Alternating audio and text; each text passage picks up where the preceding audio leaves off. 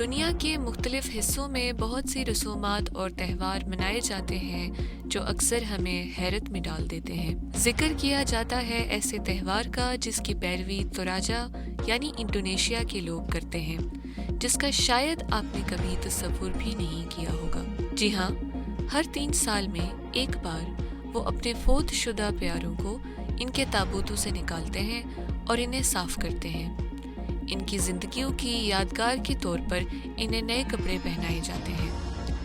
اس رسم کو ماننے کے نام سے جانا جاتا ہے اور یہ توراجن کے لیے سب سے زیادہ دل کو چھو لینے والی تقریبات میں سے ایک ہے کہ وہ اپنی موت کے بعد اپنے پیاروں سے طویل عرصے تک جڑے رہیں۔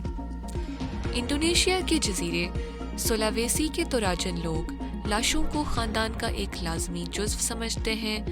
ماننے کی رسم کا مطلب ہے لاشوں کو صاف کرنا اور ان کے لیے تقریبات کرنا۔